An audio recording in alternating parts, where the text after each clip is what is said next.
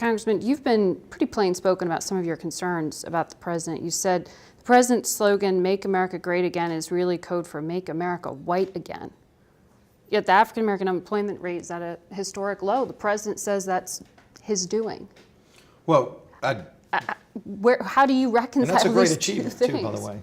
Well, do you agree? It's continuing the trend that started under President Obama, which is lowering African American unemployment. But if you think back, black unemployment was at an all-time low during sharecropping and slavery too. It's not the whole story.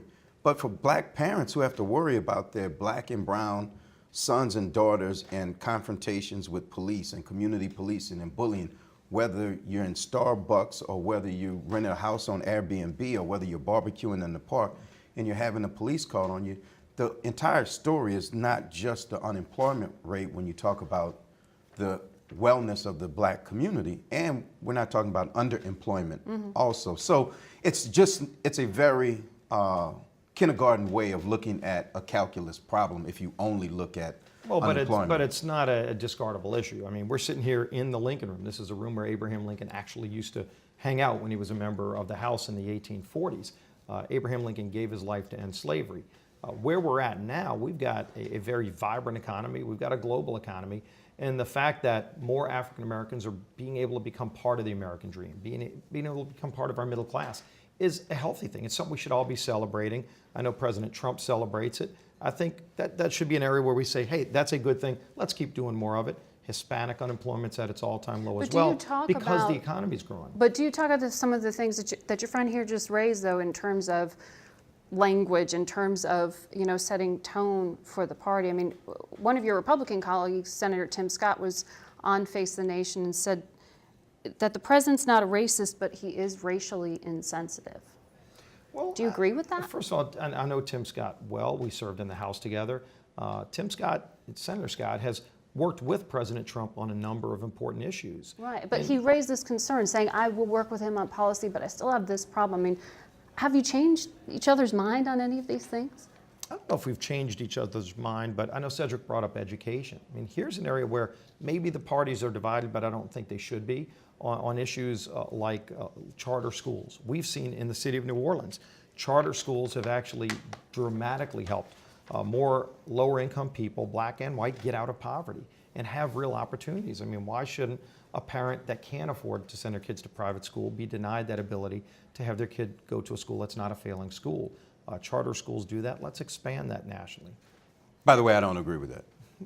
We agree on working on education, but there are real concerns. But you don't think that you've been able to influence each other's thinking on these racial divides, or the president's language on that the senator himself is called racist? Like, do you talk about that? No, he didn't call him racist. Well, he said that he's racially insensitive. Well, but he made the distinction. Right. I think, first of all, if you look at, and I've been in meetings with President Trump, and for example, on the tax cut bill, one of his main objectives was to make sure that this bill was drawn tighter and tighter in a way that it helped create a middle class, help lower income people get out of poverty. So in fact, we took the lowest race? rate and brought it down to 0% for people of low income to get a real tax benefit. That's going to help them the most, because the lower you are on the economic scale, the more things like high electricity prices affect you, or high gas prices. Is this how you talk about race, the two of you? Well, part of the race, you can't talk about race if you don't talk about life experiences, and I think that's how everything is formed. Steve, as close as we are, will never be a black man living in my shoes. I just had an incident in New Orleans airport because I was dressed down, and that he will never live, but we talk about it, and he will never understand it if we're not talking about it. So part of what we have to do in this country, although the last, the Starbucks and all of those incidents were made public, but part of, I think, the importance of the relationship is to let them know that that's not anomalies that are happening. It happens to people like me like that every day. And Tim Scott said the same thing about walking around this institution. So we have those conversations. I don't think there's a hard way or easy way to solve it. We had the conversation around the shooting of the officers in Baton Rouge, which also followed the Alton Sterling shooting. And what we talked about then was the need for real conversations on community policing, police engagement, and with Steve's help and encouraging, Speaker Ryan created a commission to go around the country, talk about community and police relations, and that was done because we requested it. Yeah. So And those that are is an some of the area where things. we can work together to try to improve a situation we both agree is bad. And again, how you best do it, I think we're both trying to figure out that road because it is a real problem and it needs to be addressed. And look, every single day law enforcement officers save lives and are wonderful in communities.